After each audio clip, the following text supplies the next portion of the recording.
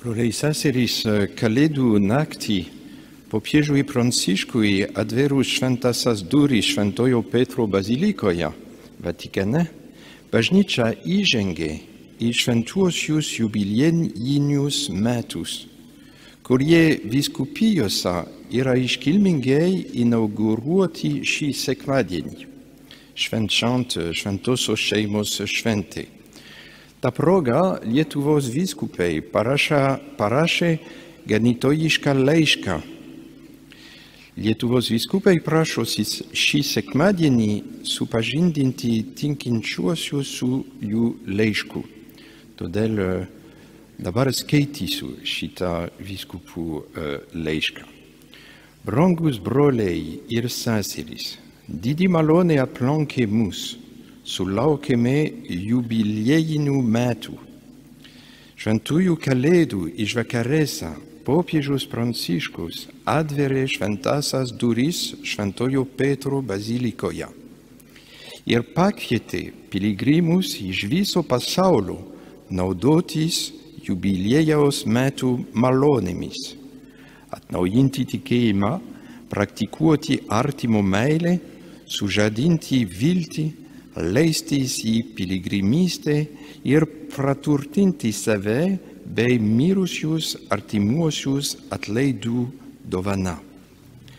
Labai prasminga, kad pasaulio vyskupijose jubiliejaus metai pradedami švęsti būtent šventosios šeimos sekmadienį.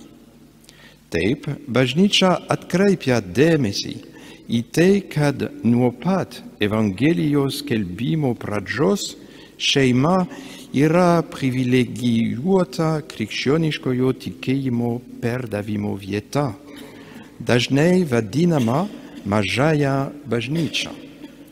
Atraskime kasdienę maldą bei sekmadienio Eucharistijos šventimą, skirkime laiko vienas kitam, nes tai stiprina ryšius šeimoje.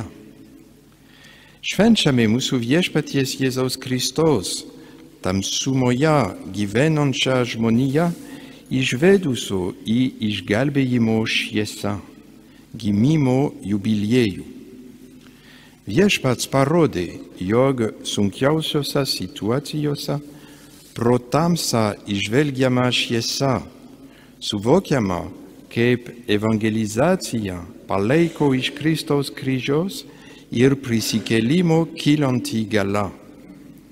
Tai skatina ugdyti su viltimi glaudžiai susijusią dorybę, kantrybę. Pasaulyje, kuriame skubėjimas tapo nuolatiniu reiškiniu, esame įpratę norėti visko ir tuoj pat.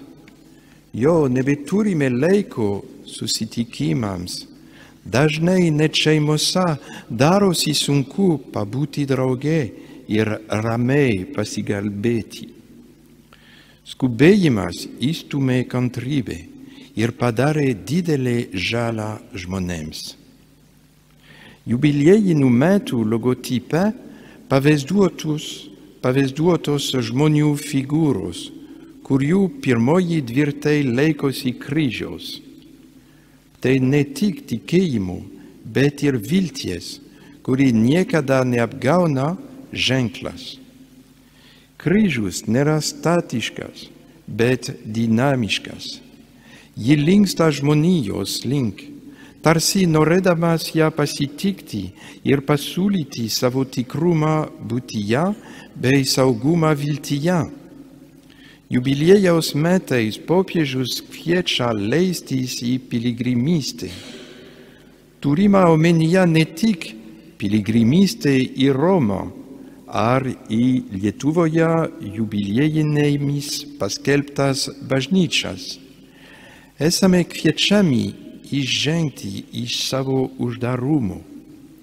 Be abejo, atsisakyti savo uždarimų mąstymo ir veikimo schemų yra gerokai sunkiau nei fiziškai kur nors nukeliauti. Bet jubiliejaus metu esame kviečiami išgyventi keitimosi, širdies atsivertimo patirtį. Kelaukime pas ligonus, vienišuosius, pabėgėlius, kaimynus, ar visuomenės paribyje esančius žmonės. Dovanokime jiems savo dėmesį ir atneškime vilties žinią, kad jie nėra atskirti nuo Dievo meilės. Šiandieninis pasaulis susiduria su nežinia dėl rytojaus, nenuspėjamųjų baimė ir nusivylimų. Popiežius kviečia mus tapti vilties piligrimais. Jubiliejaus metai tai bus paženklinti neblėstančios Dieve glūdinčios vilties. Tegul jie padeda mums iš naujo atrasti būtiną pasitikėjimą tiek bažnyčia, tiek visuomenė, tiek tarpasmeniniais, tiek tarptautiniais santykiais, tiek puoselėjant kiekvieno žmogaus orumą ir pagarbą kūrinijai. Jubiliejinių metų šventimas tai skatina visuomenės solidarumą, broliškos bendrystės darbus, socialinio teisingumo puoselėjimą bei kitus vilties ženklus, kurių pirmasis taikos įgyvendinimas. Negalime pasiduoti pagundai manyti, jog esame užvaldyti blogio ir smurto, nes pasaulyje atrandame daugybę gero apraiškų, kurias būtina pastebėti ir skleisti. Viešpaties dovanotas gyvenimas yra nuostabus, todėl svarbu turėti entuziazmo kupiną gyvenimo viziją, kurioje vietos atranda ne tik žmogiškos silpnybės ar nuopuoliai, bet ir atgaila bei atleidimas. Jubiliejos metai tai malonės metai. Jie suteikia galimybę patirti beribį Dievo gailestingumą per atgailos sakramentą bei laimėti visuotinius atlaidus.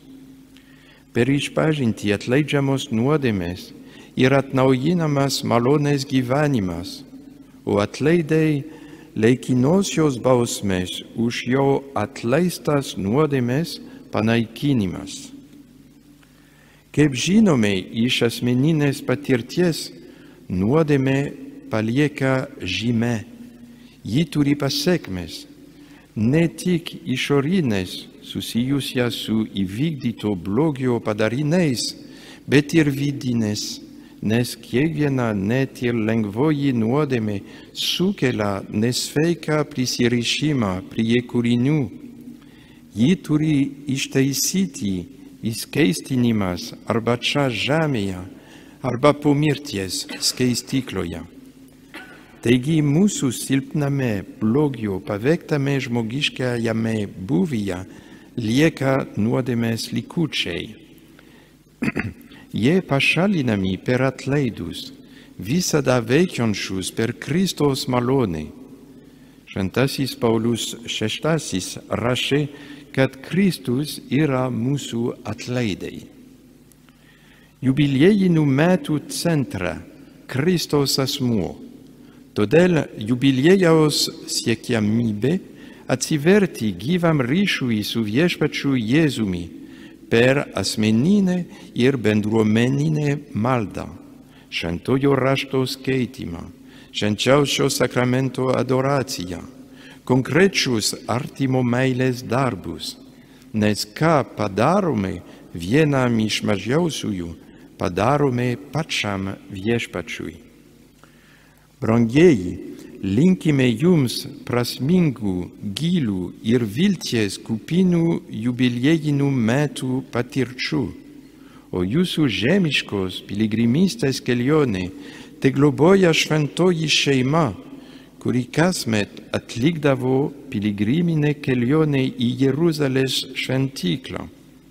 Kaip Jėzui reikėjo būti jo dangiškojo tėvo reikaluose, taip ir mes neišleiskime iš akių didingo tikslo, į kurį esame pašaukti dangaus.